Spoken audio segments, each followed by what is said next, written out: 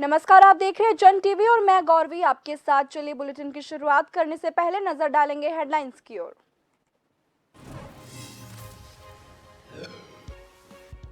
Uttarakhand CM Pushkar Singh Dhami ने camp कार्यालय में की जन सुनवाई। स्वागत कक्ष में लोगों के परिवार। भारतीय किसान यूनियन वेलफेयर फाउंडेशन ने सीएम का जताया आभार। उत्तराखंड महिला कांग्रेस अध्यक्ष ज्योति रौतेला पहुंची लोहाघाट। जिला महिला कांग्रेस सम्मेलन में लिया हिस्सा। चुनावों पर की तैयारियों का मंथन।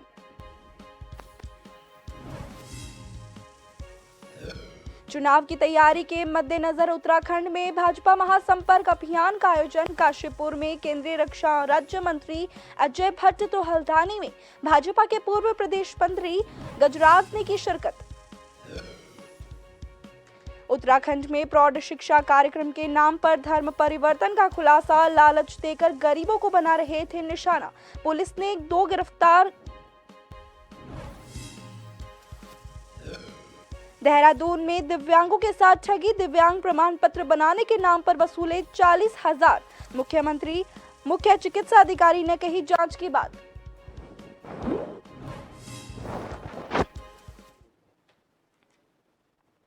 अब खबरें विस्तार से। मुख्यमंत्री पुष्कर सिंह धामी मुख्यमंत्री कैंप कार्यालय स्थित स्वागत कक्ष में प्रत्येक दिन प्रदेश के विभिन्न क्षेत्रों से आए लोगों से मिलकर उनकी समस्याओं का समाधान कर रहे हैं। धामी ने मुख्यमंत्री कैंप कार्यालय स्थित स्वागत कक्ष में लोगों की समस्याओं को सुना। इस दौरान भारतीय किसान यूनियन वेलफेयर फाउंडेशन के राष्ट्रीय अध्यक्ष सोमदत्त शर्मा के नेतृत्व में भारतीय किसान यूनियन वेलफेयर फाउंडेशन के पदाधिकारियों ने मुख्यमंत्री से भेंट करके उत्तराखंड में कृषि और उद्यान को तेजी से बढ़ावा देने और किसानों के हित में सरकार के द्वारा लिए जा रहे निर्णयों की सराहना की और मुख्यमंत्री का आभार भी व्यक्त किया।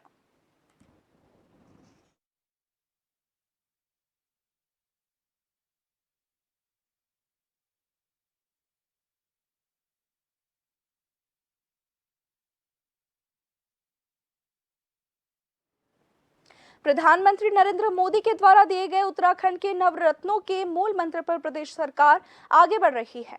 सीएम पुष्कर सिंह धामी ने मीडिया से कहा कि केंद्र सरकार के 9 साल पूरे होने पर उत्तराखंड में भी ऐसी कई योजनाएं हैं जिनको केंद्र से स्वीकृति मिली है और राज्य को नई पहचान भी। उन्होंने कहा कि प्रधानमंत्री ने प्रदेश को जो नवरत्न दिए हैं, जब वे धरातल पर उतरेंगे तो प्रदेश नया आयाम स्थापित करेगा। उन्होंने बताया कि नवरत्न मिलने से प्रदेश में रोजगार, पर्यटन, निर्माण आदि सभी क्षेत्रों में प्रदेश में तरक्की होगी और प्रदेश नई राह की ओर अग्रसर होगा।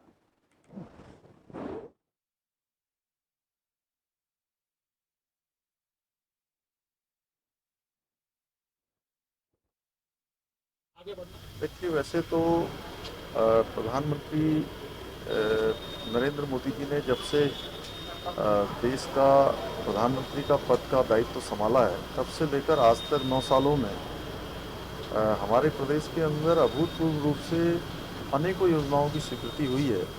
और जो उन्होंने 9 रत्न हमको दिए हैं, उन 9 रत्नों के पूरा हो जाने के बाद ये सारे 9 रत्न जब धरातल पर उतर जाएंगे तो विकास का उत्तराखंड के इतिहास में एक नया सोपान तय हो जाएगा। विकास की एक नई गाथा पूरी होगी और निश्चित रूप से ये एक मील का पत्थर होगा। इससे जहाँ नवनिर्माण पूरे होंगे, वहीं पर्यटन के क्षेत्र में, आर्थिकी के क्षेत्र में, रोजगार, स्वरोजगार के क्षेत्र में, आध्यात्म के क्षेत्र में, हर क्षेत्र में जो है एक नई तरक्की होगी, नया एक मुकाम हासिल होगा। उत्तराखंड सरकार के द्वारा मोटे अनाजों को बढ़ावा देने के लिए लगातार काम किया जा रहा है। वहीं दूसरी ओर मुख्यमंत्री पुष्कर सिंह धामी पिछले दिनों उत्तरकाशी में मंडुवे की बुवाई करते हुए नजर आए। उसको लेकर पूर्व मुख्यमंत्री हरीश रावत ने अपने सोशल मीडिया पेज पर एक पोस्ट साझा की है, जिसमें उन्होंने लिखा कि हमारी सरकार मंडुवे की खरीद मूल्य के साथ मंडवा और उसके समकक्ष जितनी भी प्रजातियां हैं, जिसमें मिर्शा से गहत तक, कोदो, झंगोरा से लेकर सारे मोटे अनाज सम्मिलित हैं। पूर्व मुख्यमंत्री हरीश रावत सोशल मीडिया पर की गई पोस्ट के बाद बीजेपी और कांग्रेस में आरोप प्रत्यारोप का दौर जारी है।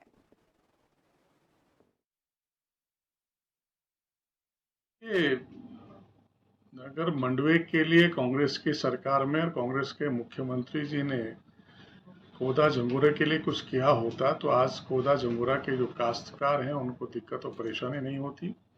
आज देश के प्रधानमंत्री नरेंद्र भाई मोदी जी ने जिस तरीके से मोटे अनाजों के लिए मार्केट तैयार की है, जिस तरीके से उनके लिए विपणन की व्यवस्था सुनिश्चित की है और उनको प्रोत्साहन देने के लिए काम किया है, वही काम अपने राज्य के मुख्यमंत्री पुष्कर सिंह धामी जी भी कर रहे हैं।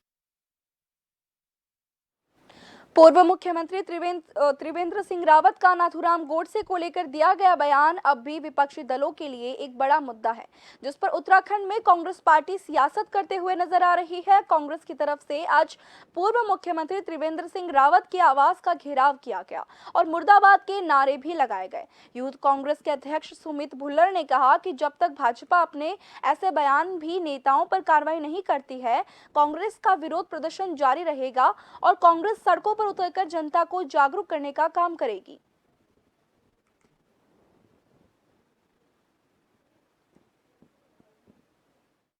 ये दुर्भाग्य है कि हमारे देश के सत्ताधारी पार्टी के मुख्य लोग हैं जो वो राष्ट्रपिता महात्मा गांधी के हत्यारों का महिमामंडन करने का काम कर रहे हैं, महात्मा गांधी की शहादत को, उनके योगदान को अपमानित करने का काम कर रहे हैं।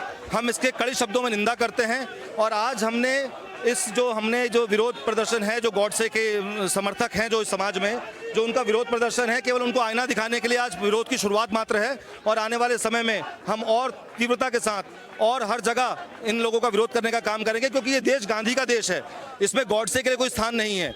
और गॉडसे को तो हम आज़ाद भारत का पहला आतंकवादी मानते हैं और उसको ये राष्ट्रभक्त कहने की बात करते हैं। तो ये कुल मिलाकर के देश की स्वतंत्रता संग्राम की जो लड़ाई थी, जो हमारे नायक थे, उनको अपमानित करने का काम इस मौके की सरकार कर रही है। हल्द्वानी में भाजपा के महाजनसंपर्क अभियान के तहत MBPG कॉलेज के सभागार में भाजपा के द्वारा संयुक्त मोर्चा सम्मेलन आयोजित किया गया। इस दौरान 2024 के लोकसभा चुनाव के मद्देनजर केंद्र सरकार के 9 वर्ष पूर्ण होने पर केंद्र सरकार की उपलब्धियों को कार्यकर्ताओं से घर घर पहुंचाने का आह्वान किया गया। भाजपा के पूर्व प्रदेश महामंत्री गजराज सिंह बिष्ट ने बताया कि संयुक्त मोर्चे के सम्मेलन में सभी मोर्चों के कार्यकर्ताओं पदाधिकारियों को निर्देशित किया गया है कि वे जनसंपर्क अभियान में घर घर जाकर प्रधानमंत्री नरेंद्र मोदी के नेतृत्व में चल रही केंद्र सरकार की उपलब्धियों को जनता तक पहुंचाएं।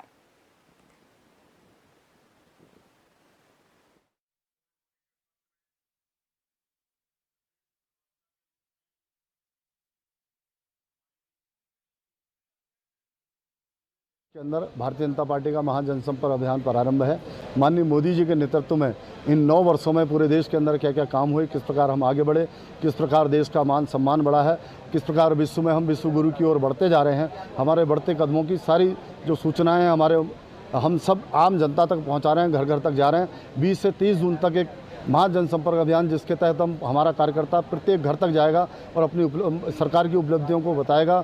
उसी के तहत आज सभी मोर्चे, हमारे जो 7 मोर्चे हैं, उनके सभी कार्यकर्ताओं को यहाँ पर बुलाया गया है। उनसे भी यही अपील की जा रही है, उनसे भी यही निवेदन किया जा रहा है कि वो भी घर घर तक माननीय मोदी जी के जो नेतृत्व है, उसके नेतृत्व में जो कार्य हुए हैं, उन कार्यों को पहुँचाएँ। केंद्रीय रक्षा राज्य मंत्री और नैनीताल उधम सिंह नगर लोकसभा संसदीय सीट के सांसद अजय भट्ट अपने 2 दिवसीय जिला उधम सिंह नगर के प्रवास पर आज काशीपुर और बाजपुर के दौरे पर रहे। वहीं इस दौरान उन्होंने महाजनसंपर्क अभियान के तहत इन कार्यक्रमों में हिस्सा लिया, तो वहीं उन्होंने देर शाम काशीपुर के सहोता सुपर स्पेशलिटी हॉस्पिटल के 5 साल पूर्ण होने पर आयोजित कार्यक्रम में प्रतिभाग किया। इस दौरान उन्होंने मीडिया से बात करते हुए प्रदेश में चिकित्सकों की कमी को लेकर स्वीकार करते हुए कहा कि जल्द ही प्रदेश में रिक्त पड़े डॉक्टर्स के पदों को भरा जाएगा।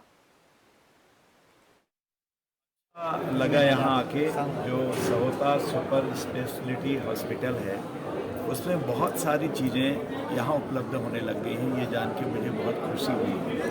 आपके पास कार्डियोलॉजिस्ट से लेकर नेफ्रोलॉजिस्ट और आपके हड्डी विशेषज्ञ और बाल रोग विशेषज्ञ, एक से एक काम आपने यहाँ पर किए हैं। और सबसे बड़ी बात है कि न्यूरो की सर्जरी यहाँ पर आपने की।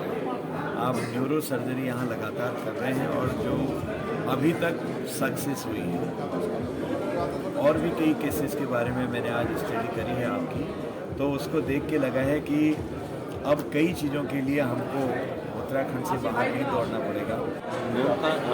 मैं आया नेशनल न्यूरोलॉजी फोरम से हमारे को एक्रेडिटेशन मिला है और हम लोग NNF और NABH दोनों एक्रेडिटेड हॉस्पिटल हैं और हम प्रणबद्ध है एक अच्छा रिजल्ट देने के लिए, और आने वाले समय में हम लोग कुछ और नई चीज़ें भी लेकर आने वाले हैं। उसके बारे में समय समय भी आपको बताते रहेंगे। जो रिजल्ट हमारा 98% हम कोशिश करेंगे फिर 99+ % ले लाने के लिए। धन्यवाद। 5वां स्थापना दिवस मना रहे हैं। 5वां स्थापना दिवस था, माता पिता के आशीर्वाद से ये उनका सपना है जो हम लोग जी रहे हैं। काशीपुर में सांसद अजय भट्ट ने प्रेस वार्ता की। उन्होंने कहा कि इस समय पूरे देश में महाजनसंपर्क अभियान चल रहा है। आज यहां ओबीसी के लोगों से संपर्क कर रहे हैं, क्योंकि वोट लेते समय लोग तरह तरह के उलाहने देते हैं, लेकिन पहली बार जब मोदी आए तो ओबीसी आयोग का गठन किया गया था और बहुत सारी सुविधाएं ओबीसी को दी गई।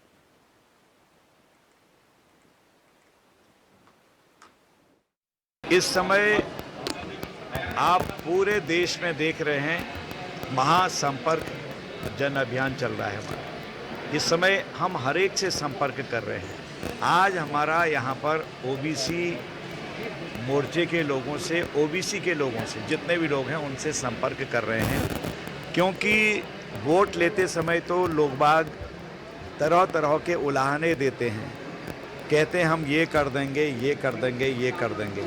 लेकिन पहली बार ऐसा हुआ जब मोदी जी आए तो हमको जो ओबीसी आयोग हुआ उसका गठन किया गया और बहुत सारी सुविधाएं ओबीसीज को दी गई। इतना ही नहीं, उत्तराखंड में तो बहुत ही ऐतिहासिक काम हुआ कि जो ओबीसी वर्ग से आती हैं हमारी बहन जी डॉक्टर कल्पना सैनी जी, उनको यहाँ का सांसद बनाया गया राज्यसभा का। महिला कांग्रेस प्रदेश अध्यक्ष ज्योति रौतेला अपने चंपावत दौरे के दौरान लोहा घाट पहुंची। यहां कांग्रेसी कार्यकर्ताओं ने उनका जोरदार स्वागत किया। लोहा घाट में जिला महिला कांग्रेस सम्मेलन का आयोजन किया गया। इस दौरान उन्होंने आने वाले लोकसभा चुनाव, निकाय और पंचायत चुनाव तैयारियों पर मंथन किया। सोमवार को एनेक्सी भवन में महिला कांग्रेस के जिलाध्यक्ष विमला महारा की अध्यक्षता और शैलेंद्र राय के संचालन में 2024 के लोकसभा चुनाव की रणनीति तैयार की गई। सम्मेलन में पहुंची महिला कांग्रेस प्रदेश अध्यक्ष ज्योति रौतेला ने कहा कि आगामी नगर, त्रिस्तरीय और लोकसभा चुनाव के लिए जुट जाएं। उन्होंने धामी सरकार पर भी निशाना साधा। मैंने महिला कांग्रेस के प्रदेश अध्यक्ष बनने के बाद पूरे प्रदेश में जिला हेडक्वार्टर्स में दौरा शुरू करा है और हम लोग जो आने वाले निकाय चुनाव है, लोकसभा चुनाव है, जिला पंचायत के चुनाव है, उनको लेके तैयारी शुरू कर रहे हैं। हमारे जो जिलाध्यक्ष हैं डिस्ट्रिक्ट पे, हम लोग उनके द्वारा जो ब्लॉक अध्यक्ष हैं, ब्लॉक कमेटियां हैं, जिला कमेटी है, और हमारी कोशिश है कि ब्लॉक के बाद हम लोग बूथ में, हर बूथ में 10 महिलाओं को तैयार कर पाए आने वाले चुनाव के लिए। क्योंकि देखिए, उत्तराखंड महिलाओं के आंदोलन से बना हुआ उत्तराखंड है और हमेशा ही कहा जाता है कि उत्तराखंड की जो सरकार जब बनती है तो उसमें जो अहम भूमिका होती है वो महिलाओं के वोट की भूमिका होती है। तो हमारी कोशिश है कि हम लोग बूथ लेवल तक अपने साथ महिलाओं को जोड़ें जो कांग्रेस पार्टी की वर्कर हों, और जब इलेक्शन आए तो वो लोग बढ़ चढ़ के प्रतिभाग कर सके, उनका पार्टिसिपेशन बड़ा हो। बढ़ेंगे खबरों की ओर, लेकिन अभी वक्त है एक छोटे से ब्रेक का।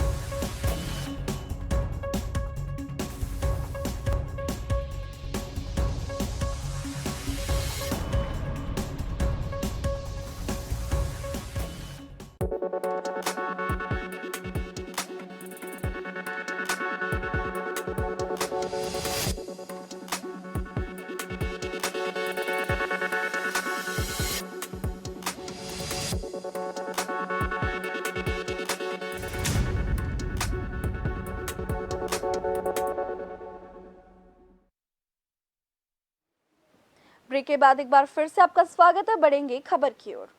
उत्तराखंड में अब निकाय और लोकसभा चुनाव को देखते हुए सभी पार्टियां सक्रिय हो गई है। इसी क्रम में उत्तराखंड की क्षेत्रीय पार्टी उत्तराखंड क्रांति दल भी अब प्रदेश में जगह जगह अपनी पार्टी का विस्तार कर रही है, जिसके चलते यमकेश्वर ब्लॉक के डाडा मंडी में सदस्यता अभियान चलाया गया, जहां पर प्रदेश के राष्ट्रीय कार्यकारिणी के सदस्य भी पहुंचे। इस दौरान प्रमोद काला ने कहा कि राज्य बनने के 20 सालों के बाद उत्तराखंड की दिशा दशा आज देखकर महसूस की जा सकती है। इसलिए उत्तराखंड क्रांति दल को मजबूत करना आवश्यक है। पार्टी को मजबूत करने के लिए ही पूरे उत्तराखंड में सदस्यता अभियान चलाया जा रहा है।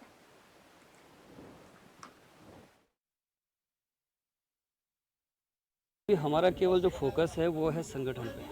अभी तक क्या है कि उत्तराखंड क्रांति दल को सब चाहते हैं, लेकिन कुछ परिस्थितियां जो भी रही हों, लेकिन संगठन नहीं बन पाया। हमारा फोकस है आज कि हम संगठन बनाएंगे। हमने यमकेश्वर विधानसभा के अंदर संगठन बनाना शुरू किया था मार्च महीने से, और आज आप देख रहे हैं कि यहाँ पे कितने लोग हमारे संगठन के कार्यकर्ता यहाँ पे आए हुए हैं। हमें लग रहा है कि अब जन भावनाएं उत्तराखंड के साथ, उत्तराखंड क्रांति दल के साथ आ रही हैं। सबसे पहले जो मेरे दिमाग, मनो, मस्तिष्क में जो रहता है वो है परिसीमन, क्योंकि अब जो 2012 में हमारे पास थी 40 सीटें, उससे पहले 40 सीटें थी। जब 2012 के बाद हमारी 6 सीटें घट गई हैं। मतलब जो पर्वतीय ज़िले हैं, अभी जो 2027 का परिसीमन होने वाला है उसमें हमारी 6 से लेकर 9 सीटें कम होने वाली हैं। मतलब एक पहाड़ और मैदान के बीच में एक बहुत बड़ी खाई क्रिएट होने वाली है। ये मेरा मतलब हमेशा मुझे ये बात बड़ी दुख देती है कि क्या होगा 2027 के बाद हम कहाँ। आज देख रहे हैं कि पहाड़ों में हालत क्या है। जो हम एक उत्तर प्रदेश के उपनिवेश बन के रह चुके हैं। अगर ये सीटें अगर हमारी कम हो जाती हैं तो हमारा तो पहाड़ी मुख्यमंत्री कभी बन ही नहीं पाएगा। उत्तराखंड के उधम सिंह नगर के किच्छा कोतवाली अंतर्गत क्षेत्र में सीधे साधे गरीब लोगों को प्रलोभन देकर धर्मांतरण कराए जाने का मामले का पुलिस ने खुलासा कर दिया। पुलिस क्षेत्राधिकारी ओम प्रकाश शर्मा ने बताया कि सीधे साधे स्थानीय लोगों को प्रौढ़ शिक्षा कार्यक्रम के नाम पर धर्म परिवर्तन के लिए बहलाया जा रहा था।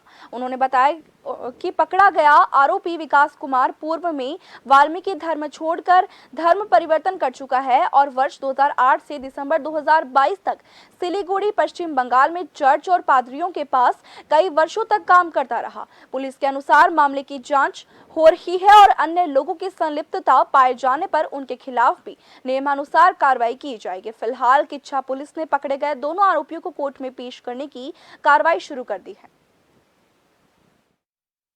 कल आजाद नगर के पूर्व प्रधान है कोहली जी, उनके द्वारा एक तहरीर अज्ञात के खिलाफ दी गई, जिसमें उनके द्वारा बताया गया कि कुछ लोगों द्वारा बंगाली कॉलोनी में धर्मांतर कराने की कोशिश की गई है। इस संबंध में तहरीर दाखिल होने के संबंध में तत्काल मुकदमा पंजीकृत किया गया। टीमें गठित करके 2 लोगों को गिरफ्तार किया गया, जो लोग भोले भाले लोगों को बहला फुसला कर धर्मांतर कराते थे। और इस संबंध में कप्तान साहब महोदय का सख्त आदेश है कि उनके विरुद्ध कार्रवाई की जाए। जो भी सख्त से सख्त कार्रवाई होगी उनके खिलाफ की जाएगी। कहाँ के रहने वाले हैं सर ये लोग? ये धोरा टांडा बरेली के रहने वाले हैं। तो सूचना मिली थी कि यहाँ पर कुछ लोग आ रखे हैं और जो धर्म परिवर्तन का काम कर रहे हैं। तो सूचना मिलने पर मैं मौके पर पहुँचा तो पता लगा कि ये लोग बाहर से आ रखे हैं, दूसरे प्रदेश से, और किराए पे कमरा लेकर के रह रहे हैं। अब आपको सीधे लेकर चलते हैं नूगरपुर, जहां पर सीएम अशोक गहलोत महंगाई राहत कैंप का संबोधन कर रहे हैं।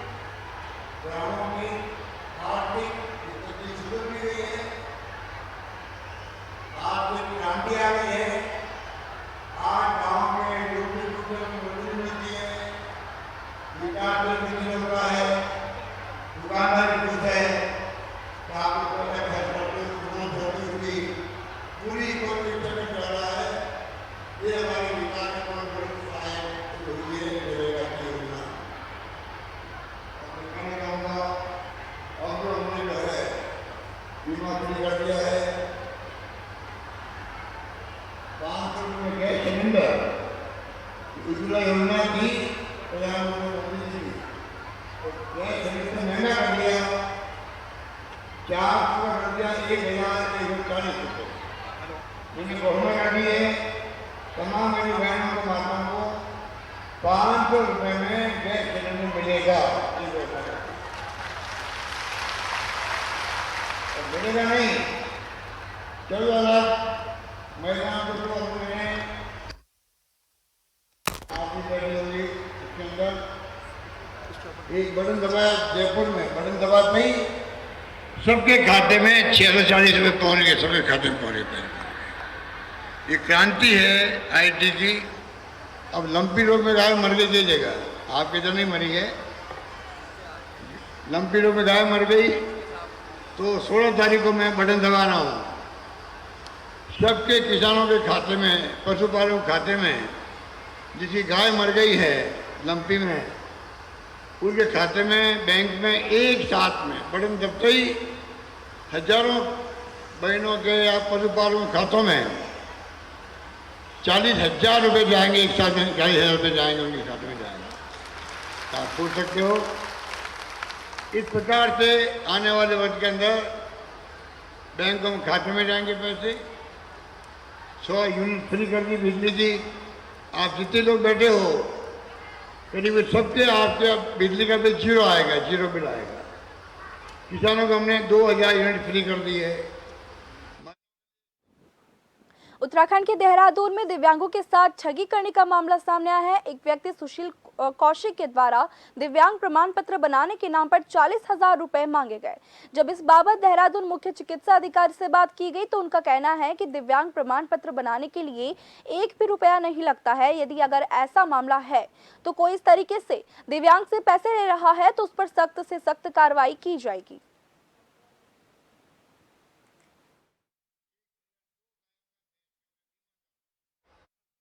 ₹1000 जिसका एक प्रमाण भी हमारे पास है, आप मुझे उपलब्ध कराएं। एनजीओ है और उसमें एक सुशील करके हैं, सुशील कौशिक। यदि इसके कोई भी आपके पास साक्ष्य आप मुझे उपलब्ध कराएं, निश्चित रूप से इसमें कार्रवाई करूंगा। दिव्यांगों से पैसा लेने का तो कोई मतलब ही नहीं। यदि ऐसा कुछ आपने अभी मुझे बताया है, मेरे स्तर से तो नहीं, इसमें मेरे स्तर से तो किसी एनजीओ को नहीं दिया गया। आप मुझे दें, इसके साक्ष्य दें, मैं इसमें जांच करा के जरूर कार्रवाई करूंगा।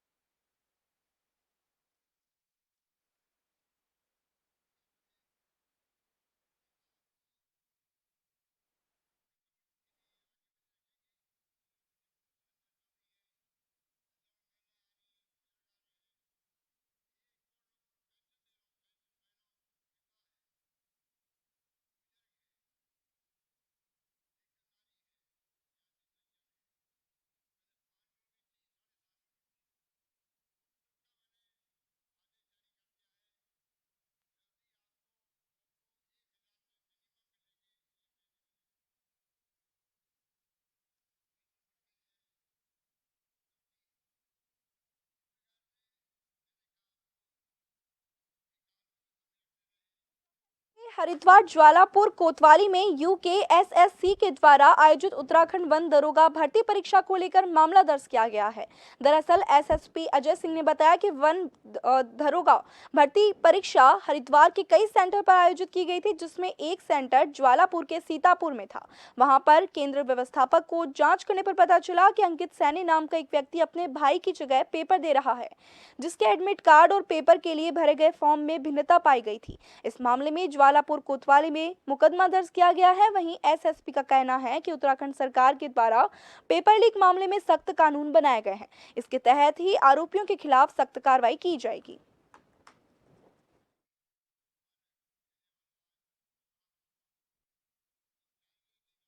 वन दरोगा परीक्षा हरिद्वार के विभिन्न सेंटर्स में आयोजित हो रही थी, जिसमें एक सेंटर सीतापुर ज्वालापुर क्षेत्र का है, जहां पर एक संदिग्ध छात्र केंद्र व्यवस्थापक को मिला। उसकी जांच करने के बाद पाया गया कि वह स्टूडेंट अंकित सैनी नाम का जो है अपने भाई के नाम पर वहाँ पर परीक्षा केंद्र पर था, उसका जो एडमिट कार्ड था और जो उसके द्वारा फॉर्म भरा गया था उसमें विभिन्नता पाई गई। इसको देखते हुए संदिग्धता के आधार पर मुकदमा ज्वालापुर में पंजीकृत किया गया और ये हरिद्वार में प्रथम मुकदमा उत्तराखंड प्रतियोगी परीक्षा भर्ती में अनुचित साधनों की रोकथाम व निवारण के अंतर्गत पंजीकृत किया गया है। छात्र से पूछताछ की जा रही है, इसके बाद ही इस पर समस्त जानकारी हो पाएगी। लेकिन यह कठोर कानून जो अभी नकल अध्यादेश के रूप में अभी लाया गया था, इससे जो है इस तरह के जो अभियुक्त है या इस तरह के जो परीक्षार्थी हैं जो नकल करते हैं या नकल करते पाए जाते हैं या साथ ही साथ ऐसे कोई गैंग से जुड़े होंगे तो उसे कठोर से कठोर सजा का प्राविधान है और इसके तहत मुकदमा पंजीकृत कर लिया गया है। फिलहाल इस बुलेटिन में बस इतना ही। अब दीजिए मुझे इजाजत। नमस्कार।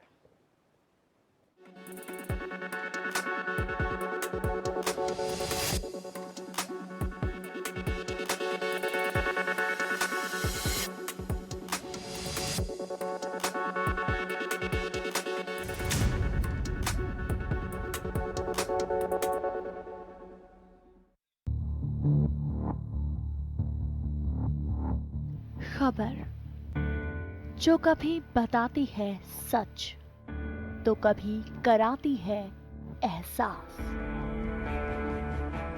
खबर जो है कुछ खास।